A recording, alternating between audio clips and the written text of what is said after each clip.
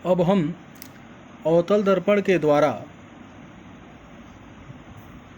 उसके सम्मुख विभिन्न स्थितियों में रखी हुई वस्तु का दर्पण के द्वारा प्रतिबिंबों की स्थिति, आकार व प्रकृति के बारे में पढ़ेंगे।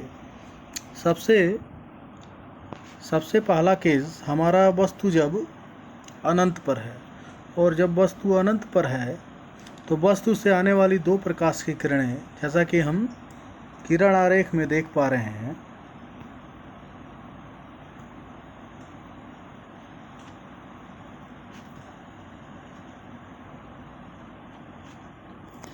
एक प्रकाश की किरण जो है वे फोकस से होकर के जा रही है, जो परावर्तन के पश्चात मुख्य अक्ष के समांतर हो जा रही है, और दूसरी प्रकाश की किरण जो है वक्रता केंद्र से होकर के जा रही है, जो प्रवर्तन के पश्चात अपने उसी मार्ग से वापस लौट जाती है। और ये दोनों किरणें एक दूसरे को बिंदु A' पर काटती हैं, बिंदु A' पर काटती हैं, और A' B' वस्तु का प्रतिबिंब प्राप्त होता है। यह प्रतिबिंब वस्तु से बहुत ही छोटा होता है, उल्टा एवं वास्तविक होता है तथा यह फोकस तल में बनता है। हम दूसरी स्थिति पढ़ेंगे। जब वस्तु अनंत और वक्रता केंद्र के बीच रखा गया हो, इस स्थिति में किरण आरेख हमारा कुछ इस तरीके से जो है वो प्राप्त होता है। ये देखिए, ये हमारा AB वस्तु है। यहाँ से चलने वाली एक प्रकाश की किरण मुख्य अक्ष के समांतर आ रही है, और दूसरा जो है प्रकाशिक केंद्र से, वक्रता केंद्र से होकर के जा रही है। जो किरण मुख्य अक्ष के समांतर है, अवतल दर्पण से परावर्तन के पश्चात फोकस से होती हुई इधर आ जा रही है, और जो किरण जो है वक्रता केंद्र से होकर जा रही है, अपने मार्ग पर परावर्तन के पश्चात वापस आ जा रही है, और दोनों किरण A' पर एक दूसरे को काटते हैं। अर्थात इस A का जो प्रतिबिंब है A' यहाँ पे प्राप्त हुआ, अर्थात इस AB का जो प्रतिबिंब है वह उल्टा A', B' प्राप्त होता है, जिसका आकार वस्तु से छोटा, प्रतिबिंब वास्तविक, इसकी स्थिति जो है वक्रता केंद्र और फोकस के बीच होती है, तथा यह प्रतिबिंब जो है वो वास्तविक होता है।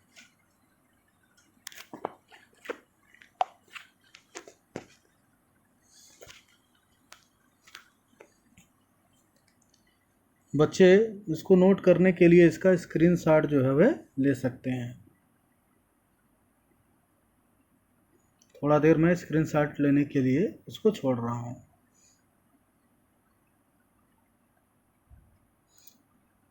अब हम आगे बढ़ते हैं तीसरे केस के लिए, तीसरी स्थिति के लिए। जो वस्तु अवतल दर्पण के वक्रता केंद्र पर स्थित हो, तो इस स्थिति में वस्तु और जो है प्रतिबिंब का आकार जो है एक दूसरे के बराबर हो जाता है। प्रतिबिंब जो हमारा उल्टा प्राप्त होता है, वास्तविक होता है, और वक्रता केंद्र पर ही प्राप्त होता है, अर्थात जहाँ पे वस्तु है वहीं पर उल्टा प्रतिबिंब जो है वह प्राप्त होता है। यहाँ पे हम देख पा रहे हैं कि बिंदु A से एक प्रकाश की किरण जो है वह मुख्य अक्ष के समांतर आ रही है, जो परावर्तन के पश्चात फोकस से होती हुई चली जा रही है। दूसरी किरण जो है वह फोकस से होकर के जा रही है, जो परावर्तन के पश्चात मुख्य अक्ष के समांतर हो जा रही है, और ये दोनों किरणें एक दूसरे को A' बिंदु पर काटती हैं, जो मुख्य अक्ष के नीचे की ओर आ रहा है, अर्थात प्रतिबिंब जो है हमारा उल्टा बनेगा, अर्थात A', B' पर प्रतिबिंब जो है हमें प्राप्त हो रहा है। यह प्रतिबिंब किस तरह का है? उल्टा है, वास्तविक है, और वस्तु के आकार में बराबर है।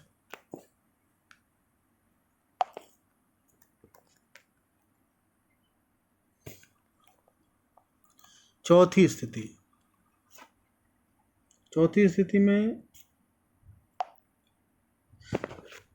स्थिति में हम लोग वस्तु को वक्रता केंद्र और फोकस के बीच में रखते हैं, और जब वक्रता केंद्र और फोकस के बीच में रखते हैं तो बिंदु A से दो किरणें जो है पास होती हैं। पहली किरण ये देखिए मुख्य अक्ष के समांतर आ रही है, तो मुख्य अक्ष के समांतर हो जा रही है, तो परावर्तन के पश्चात कहाँ से होकर जाएगी, फोकस से होकर जाएगी। तो ये फोकस से होकर के जा रही है। और जो दूसरी किरण है वह बिंदु ए से होकर के ऐसे दर्पण से जा रही है, और ये परावर्तित होकर के जो है वक्रता केंद्र से निकल जा रही है, और पीछे आकर के ये किरण जो है एक दूसरे को बिंदु ए डैश पर जो है, ये बिंदु ए डैश पे जो है ये काटते हैं। अर्थात ये मुख्य अक्ष के नीचे काट रही है। अतः प्रतिबिंब का वस्तु का प्रतिबिंब कैसा बनेगा, उल्टा बनेगा। और ए डैश बी डैश वस्तु का प्रतिबिंब, ए बी वस्तु का प्रतिबिंब प्राप्त होता है, जो आकार में बड़ा है, उल्टा है और वास्तविक है। इस प्रकार से जब हम वस्तु को वक्रता केंद्र और फोकस के बीच में रखते हैं तो वस्तु का बड़ा, वास्तविक और उल्टा प्रतिबिंब जो है वह प्राप्त होता है। अब बच्चे इसको चाहें तो स्क्रीनशॉट ले सकते हैं अपने नोट्स के लिए। थोड़ा मैं वेट कर लेता हूँ, इंतज़ार कर लेता हूँ। चलिए आगे बढ़ते हैं। अब हमारा जो है पांचवी स्थिति क्या है, जब वस्तु को हम लोग कहाँ पे रखते हैं, फोकस पे रखते हैं। ये देखिए हमने वस्तु को फोकस पे रखा है। तो जब हम फोकस पे रखेंगे तो ये भी वस्तु के बिंदु ए से चलने वाली प्रकाश की किरण देखिए मुख्य अक्ष के समांतर जा रही है, जो परावर्तन के पश्चात फोकस से होकर के ऐसे बाहर की ओर निकल जाएगी।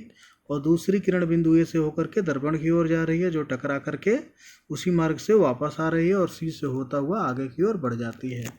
ये दोनों किरणें एक दूसरे से बहुत दूर जाकर के मिलेंगी, अर्थात अनंत पर जाकर के मिलेंगी।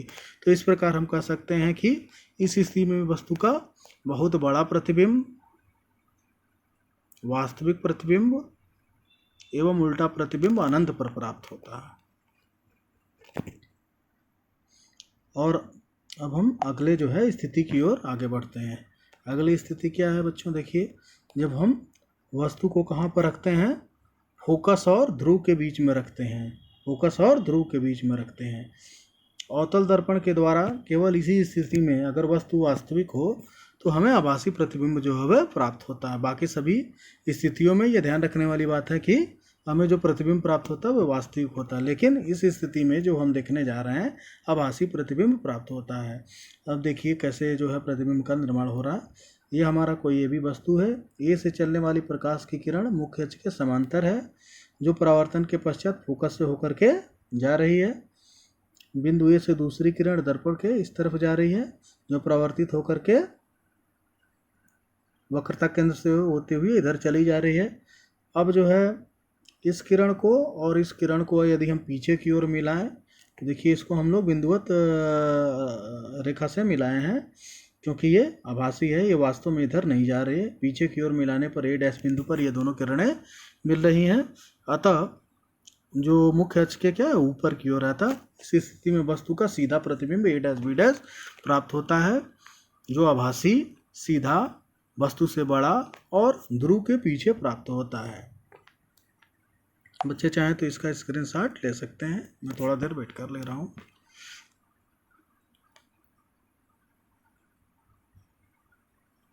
चलिए आगे बढ़ते हैं। अब हम लोग पढ़ेंगे उत्तल दर्पण के द्वारा वस्तु का विभिन्न स्थितियों में प्रतिबिंब का बनना। इसमें केवल दो ही स्थितियां जो हैं आती हैं। पहला, जब हम वस्तु को अनंत पर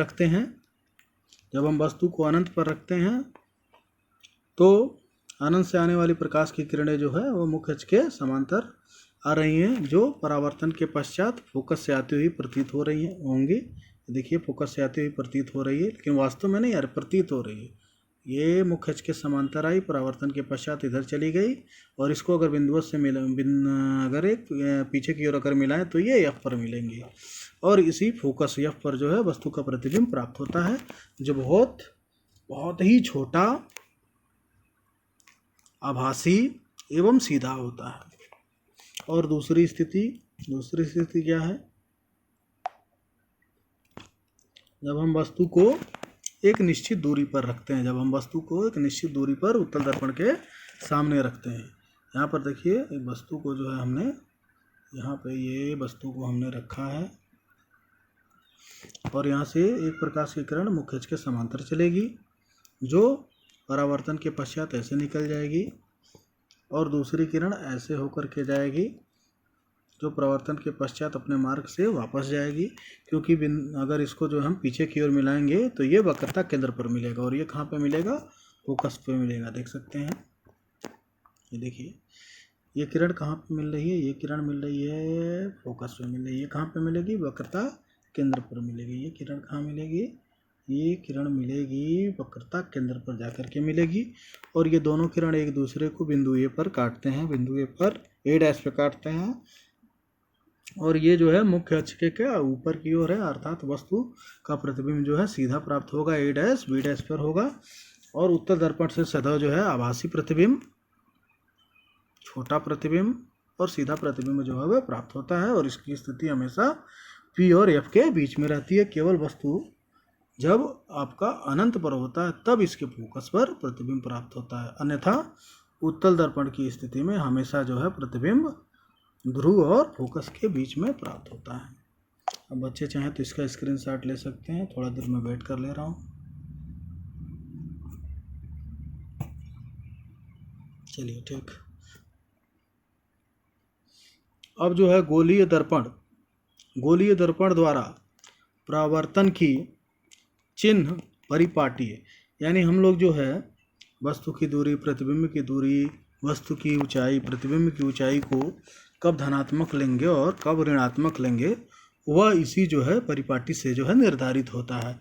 तो जो देखिए, जो दूरी हम लोग जो है इस तरफ चलते हैं, इस तरफ का मतलब जो है जो दाईं तरफ चलते हैं वह दूरी धनात्मक ली जाती है, पॉजिटिव ली जाती है। देखिए, हमने इसको तीर से बनाया है। और जो दूरी हम लोग ऊपर की ओर जाते हैं, जब इधर जाते हैं और लेते हैं, वो भी क्या होती है, धनात्मक होती है। ये भी क्या होगी, धनात्मक होगी।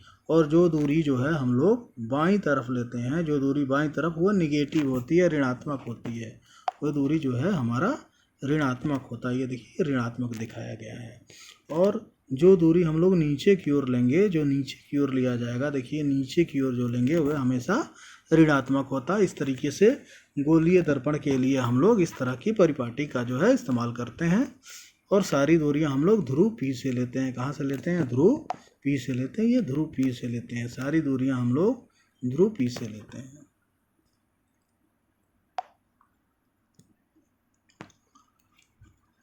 अब हम लोग गोलीय दर्पण के लिए जो है सूत्र का निगमन करेंगे, अर्थात दर्पण के सूत्र का निगमन करेंगे। अब पहली स्थिति, अवतल दर्पण के लिए सूत्र का निगमन। इसके लिए बच्चों एग्जाम में आपको स्टेटमेंट भी लिखना पड़ेगा, जो स्टेटमेंट हमने नीचे लिख रखा है, किंतु जो है समझने के लिए जो है हमने इसका जो है कुछ टर्म जो है दर्पण के सामने भी रखा है, जिससे आप आसानी से समझ सकते हैं। यहाँ देखिए, MM-1 जो है अवतल दर्पण है। MM- क्या है, एक अवतल दर्पण, ये आपको दिख रहा है। M और M- एक अवतल दर्पण है। A-B- जो है वो जो है वस्तु का प्रतिबिंब है। ये देखिए, यहाँ पे जो है वस्तु का प्रतिबिंब बन रहा है, ये A-B- है आपका। और जो है ये जो है AB जो है ये वस्तु है, AB जो है ये आपका वस्तु है। ठीक है।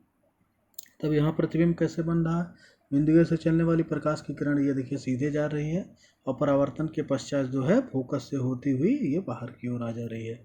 एक दूसरी किरण बिंदु से ही चल रही है, जो ध्रुव पे पड़ रही है। ध्रुव से पड़ने के बाद परावर्तन के नियम का पालन करती हुई इधर की ओर आ जा रही है। ये दोनों किरण एक दूसरे को बिंदु A' पर काटते हैं।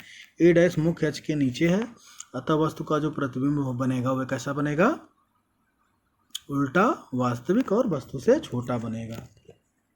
यह आपका जो है दर्पण के सूत्र का निगमन करने का सबसे छोटा और अच्छा विधि है।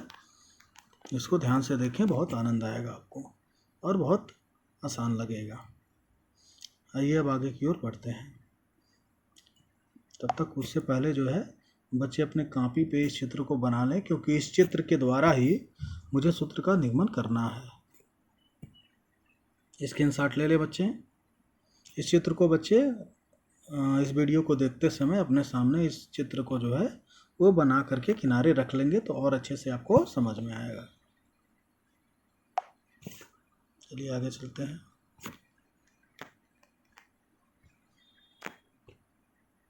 एग्जाम में इसको इस तरह लिखना है, माना mm' एक अवतल दर्पण है जिसका ध्रुव P है, फोकस F है, वक्रता केंद्र C है तथा फोकस दूरी स्मॉल f छोटा वाला f है, वह वक्रता त्रिज्या कैपिटल R है। दर्पण के मुख्य अक्ष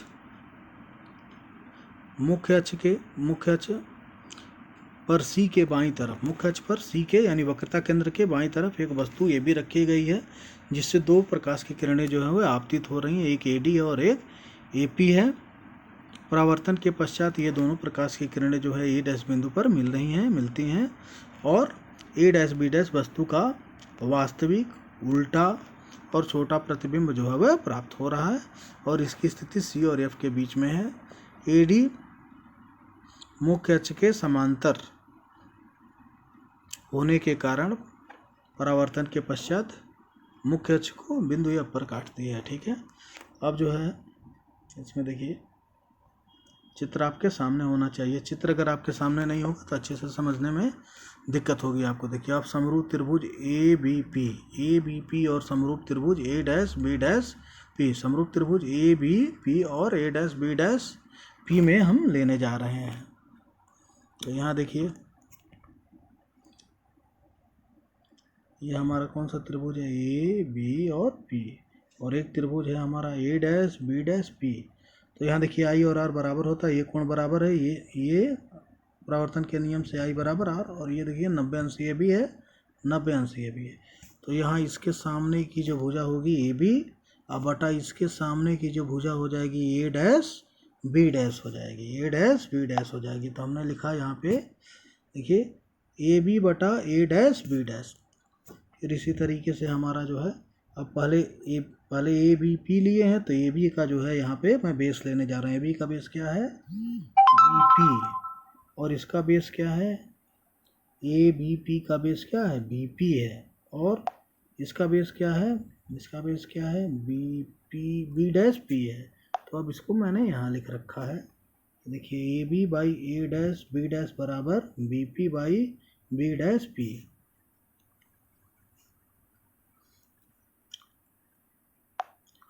अब देखिए यहाँ पर जो है बिंदु D से मुख्य अक्ष पर एक जो है लंबवत रेखा खींची गई है D, ये हमने एक लंबवत रेखा खींचा हुआ है D।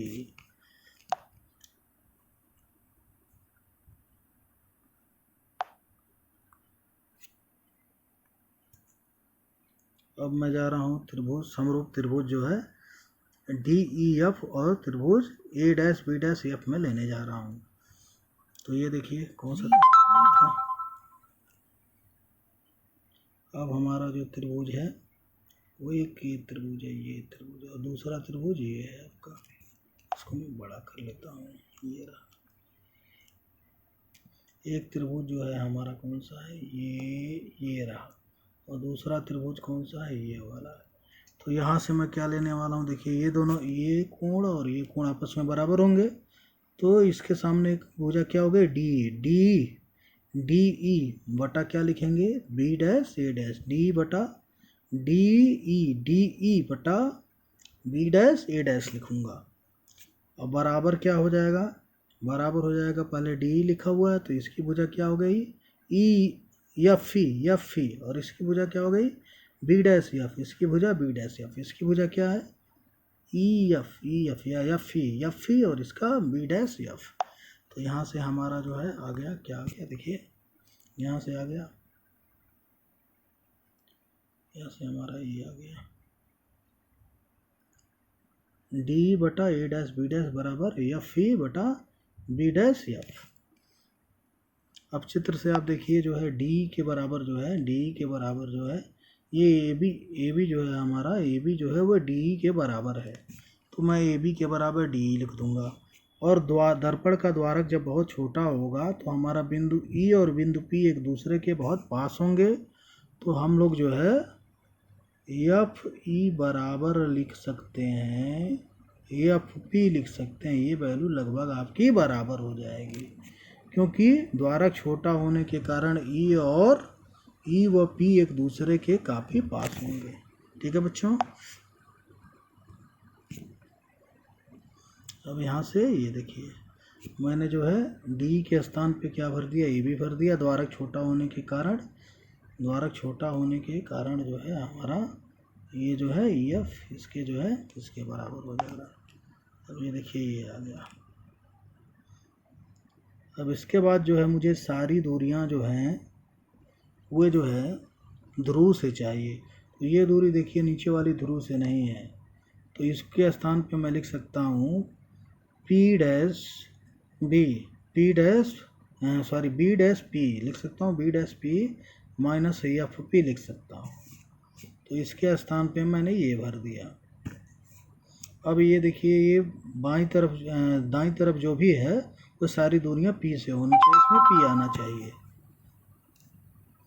ठीक है, इससे मतलब नहीं है क्योंकि इसको हम पहले समीकरण से मिला करके हटा लेते हैं। आगे देखिए, बच्चे चाहें तो स्क्रीनशॉट ले लें, तब तक मैं वेट कर ले रहा हूँ।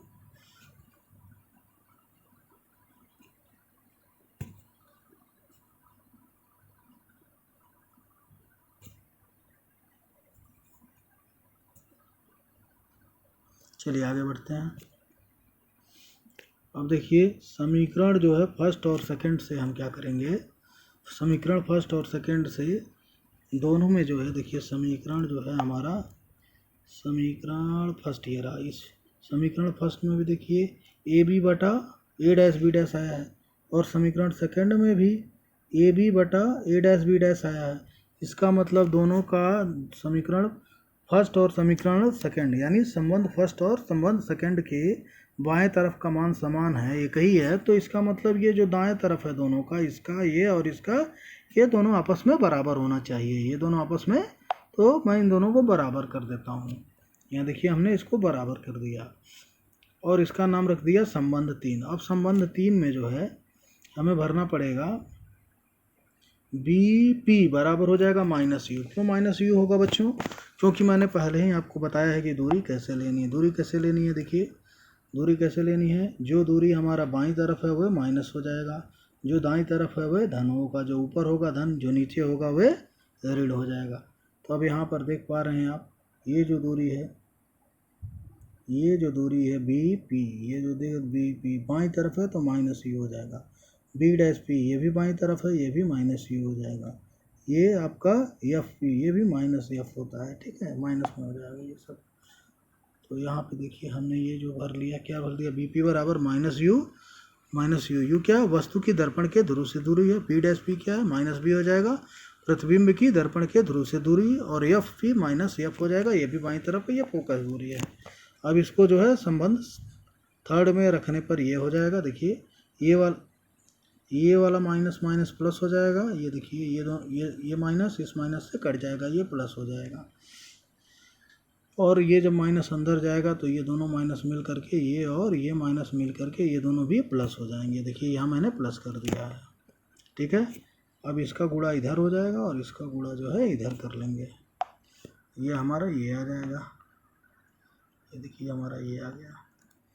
इसके बाद जो है इसको मैं इधर कर दूंगा तो ये माइनस वाला प्लस हो जाएगा, और इसको जब मैं इधर करूंगा तो ये माइनस है तो ये भी प्लस हो जाएगा। ये देखिए ये माइनस ये प्लस हो जाएगा, और ये वाला माइनस इधर आया तो ये भी प्लस हो गया। अब इसके बाद दोनों तरफ जो है, दोनों तरफ मैं क्या करने वाला हूँ, दोनों तरफ जो है यू वी एफ से इसमें भाग देने वाला, इसमें भाग देने वाला हूँ। और जब मैं इसमें भाग दे रहा हूँ तो देखिए आपके सामने क्या बच रहा है बच्चों, ये हमारा आ गया 1/f equal to 1/u plus 1/v, और यही हमारा दर्पण का सूत्र होता है, यही हमारा दर्पण का सूत्र होता है। बच्चे चाहें तो इसका स्क्रीनशॉट ले लें, मैं वेट कर ले रहा हूँ। चलिए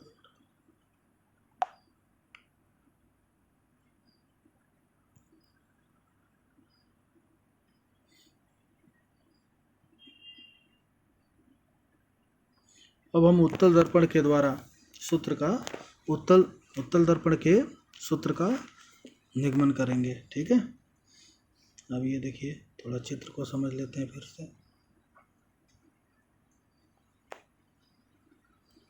ये देखिए ये भी हमारा वस्तु है, यहाँ से चलने वाली प्रकाश की किरण मुख्य अक्ष के समांतर आ रही है, जो परावर्तन के पश्चात ऐसे चली जा रही है, और इसको जब हम बिंदुवत लाइन से मिला रहे हैं, पीछे की ओर मिला रहे हैं, तो फोकस एफ पे मिल रही है।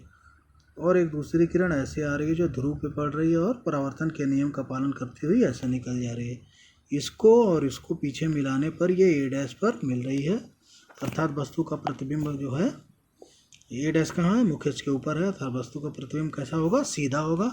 ए डैश बी डैश वस्तु का प्रतिबिंब जो है पी और एफ के बीच में प्राप्त हो रहा है, जो वस्तु से छोटा है, सीधा है, आभासी प्रतिबिंब।